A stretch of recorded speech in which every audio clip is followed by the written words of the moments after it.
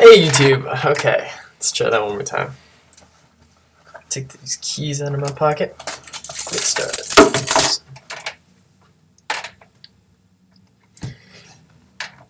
Hey YouTube, my name's Tim Meyer. Hey YouTube, I'm going to be showing you today. Hey YouTube, my name's Tim Meyer, and today I'm going to be showing you a little bit about how I organize all of the content that comes in for my video and photography stuff.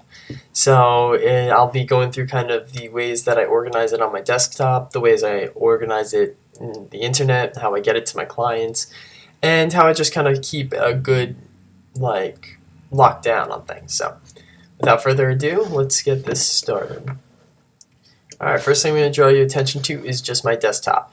I'm the type of person who needs a clean desktop to just kind of like think clearly and get stuff done. You'll notice I got two folders down here. Friends and Memories and Meyer Media. So Meyer Media, it's really 42 particle media, but I kind of like that name, so I've stuck with it. So open it up, and I've got 4 different categories here. I've got my own personal stuff, I've got the people who I work for, my clients, the effects that I'll use, so things that could be applied to the brand or the clients in one nice little place, and then the technical stuff, so contract form, metrics, random ideas, rights informations, and like Rose. So Rose, by the way, is just through a company called White House Custom Color, and what they do is just really professional prints. I used to work for them, and I gotta say, they do come out with good stuff. If you're gonna get a gallery wrap, do not get economy though. Okay, so moving on. Brand. So there's a couple different things that every brand needs. You know, you need your business cards, you need your documents, you need your logos, your online presence, and your portfolio. So my portfolio kind of breaks down by photography, video, and web design. My web design really isn't too much. I did start doing a little bit of web design for Okaya recently, but nothing that I've organized yet for a portfolio. Video stuff, really just kind of some stuff that I threw together in a little bit of a demo. But photography, okay, so what I focus on mostly is food and events, and so I got all my best photos right next to each other. And then creative stuff, I'm not sure how these photos are coming out for your screen, but there's some cool stuff. If I were to point out one to you in particular, this is a long exposure thing that I do, which is a lot of fun to do. I think people appreciate it too, so just a little idea for people out there. I mean, do with it what you will. So online presence. How do I organize myself online? So still part of my brand. We understand where my portfolio and what best work put together is, but now my online presence. So I got my Facebook, my GoDaddy accounts for my emails. Okay, so Instagram. This is interesting. If you're trying to upload images to Instagram, but you want to like make them like look nice and like edit them and stuff, but you can really only do that through a computer. And so then there's this program called BlueStacks. BlueStacks essentially tricks your computer into thinking it's a phone or an Android device. So then I'm able to go through my fake phone and access my edited photos and upload those via that. And when I run the program, you know, you click on Instagram and all that stuff, and you usually have to go through ES file finder, and then it's just pretty much guessing iteration after iteration until you find something that actually comes to your Finder window. What I actually ended up having to do for mine was put everything into the documents thing, so then Instagram and then not uploaded. So these are the things that I still have to upload, and then of course the ones that I've already uploaded. So so that's just eventually where I ended up finding mine. And different people are going to have different things, and they didn't explain that in the tutorial I had watched, so I think that's why I went on that rant there. Facebook, you know, you got to have your cover photos. Still kind of like finding my thing. My friend Sammy gave me a great idea. Rather than the title Stories of Suffolk, Long Island Footprints is probably what I'm going to go with. And, you know, that can stretch the whole island, too. It opens up my target market to another, like, 4 million people. It's ridiculous how many people are on Long Island. But Stories of Suffolk is something that I've been trying to do to, like, gain traction for my Facebook page. And so if you're interested, it's very similar to the Humans of New York, where I just go about, introduce myself to somebody new, usually 2 people a day, Monday through Friday. And just kind of, like, learn a little bit about them and then post. So you come across some interesting stuff. Alright, moving on. So brand, that's my online presence. So you've got my portfolio, my online presence, you know, just have your logo. You'd be surprised how often you're just like needing your logo for things and having different iterations of your logo, I think just also is a professional way to go about things. Documents, contracts, yeah, oh, sales template, yeah. Okay, so for this, these are documents that I use regularly. These are my contracts, my sales template. So essentially I wrote out one that got a good response one. So I've been sending that to multiple people and seeing kind of what comes back. This all comes back later on with the technical, and I put that in the metrics, the advertising metrics. But yeah, business card documents, price sheet. So I mean, at first I had this like price sheet designed, and you can take a look at it. It's okay. Nothing too. It's well organized, but like what it's saying is, I'm not customizing something for you. So I think I'm gonna stop using it because I think everybody has different needs and require different services. So there's that. And then services page, just kind of, it's essentially like a resume for my my past work. Okay, clients. So this is the big thing that I really wanted to talk to you about. Clients is something really fun to organize and also very challenging. You'll see that I've broken it down to three things here. I actually should have another California folder here, but my main two clients have been in New York and in Minnesota. When organizing clients, I think it's best to do it by location, and then alphabetical order, and then everything that you need for that person. So, for example, Minnesota Sapphire Training. Sapphire Training has been one of my oldest, best clients. I love Sapphire Training.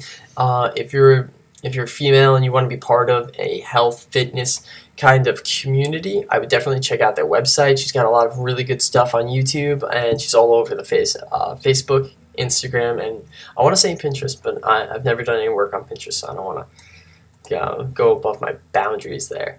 Anyway, so location, client, and then all those things for the services I provide. So business, technical aspects, the invoices, the reports that I've done. Old stuff, just kind of, there's been so much that it's just kind of like, well, okay, that's a little bit outdated. We ran this thing called the Fix in 2014 and the start of 2015. But yeah, we're like in September, ending September of 2015, so it's moving quick. Got some photography here, again, breaking it down by year. I think that's a good way to do it. So again, it's location, client, what you need by them, and then date. Why I think this is the best way to do it, because you kind of like graph people into where they are, and so like you put yourself into a location mentally, and then chronologically who you've worked with, and then the things that are most important to them, and then obviously just going by year is really important for me. Again, this is just something how I organize. You can totally do it in a different way. I was in a kerfuffle the other day talking with somebody about different ways of organizing it, and this is just the one that works best for me.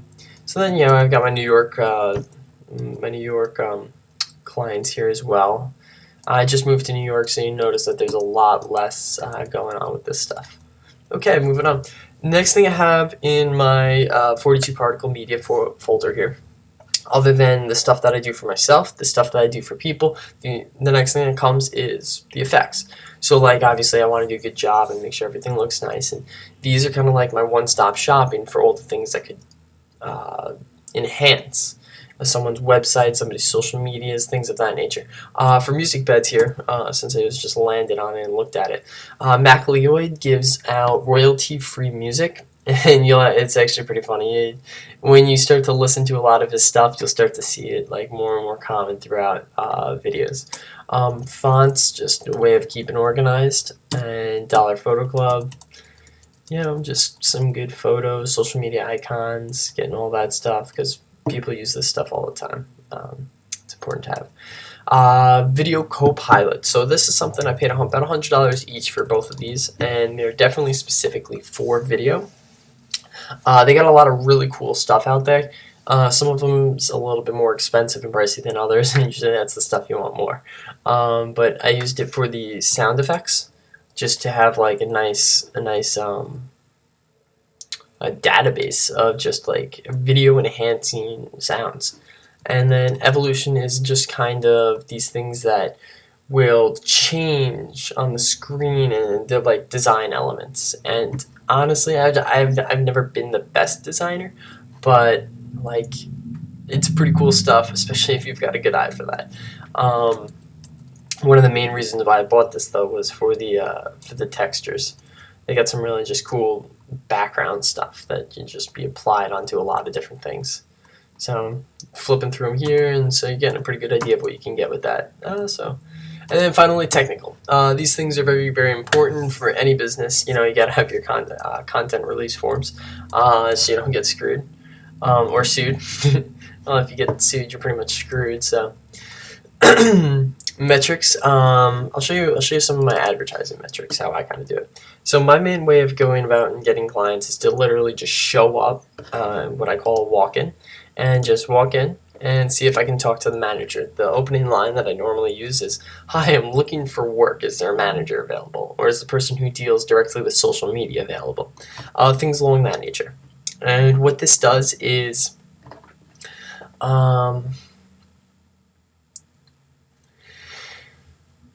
it's a non-threatening way of coming across trying to provide a service, because when you try to provide a service, everybody thinks salesman has this bad reputation about it. And by saying you're looking for work, well, yes, you're looking for work, but you're putting them first as a marketer. The number one thing you really need to remember is the fact that the client is always the boss. And you can get some really, really great tips and clips of how to be a great marketer from David Ogilvy's Confessions of an Advertising Man. I mean, this guy was just the man. Ogilvy and Mather still going strong today, and he kills it. I love that guy. I mean, I base my whole life off of him. So that's just me. And then emails, I haven't sent too many emails because, I don't know, I'm more of that personal, let's get to know each other face to face directly right away. Is this something that's going to be good for you? Is it going to be good for me? And you kind of eliminate a lot of the small talk when you just meet a person. I love communication and how people break down communication, and a lot of it is body language, it's tone. And actually, if you're listening to this, I can actually hear it in myself. Being under the camera's eye, I can detect the slightest amounts of stress as opposed to when I normally talk. And I'm definitely talking faster, feeling like I've got this eye on me. So it's just interesting if you know me in real life and then you hear me here. It's you may notice differences, and I would encourage you to. And if you find them, point them out to me. I think that'd be fun. So yeah, back to this. Emails, my attempts, how many replies I've gotten, how many meetings I've scheduled. As you can see, I haven't made any sales yet this month. I did just move back to September this month, which is why all this is starting here. And these are also my first metrics too. I don't know if these are good metrics, but I think that they're the metrics that I need to take. And that's very important. You need to kind of customize everything that you do to your businesses and organize things in a way that placates to your needs. For me, so the main two ways I'm going to try and make sales is through emails and walk-ins. So those are the two metrics that I need to take. And then social media, I actually have another follower as of today. 54, bam, look at that. That makes it a total of 15 new followers since the start of September. I think that's what they would deem killing it on my Instagram. I mean, seriously, that's almost 15, that's 60% growth in a month. So that's not bad. That's not bad. I'm happy with it. Sure, slowly but surely. And so then, I guess those are my metrics. I'm not going to go on any more about that. But that's just technical metrics, contact forms, random ideas, rows, and that's about it. So that is essentially how I organize my desktop. Plain and simple. Because I guess that's just my personality. I don't know. It just works for me. You gotta do what works for you, If you have any questions, feel free to leave it in the comments. I will get back to you as soon as I can. I do these every Saturday. I think that next week I'll go through my Dropbox folder, talk a little bit more about that stuff. I don't want to take up too much of your time.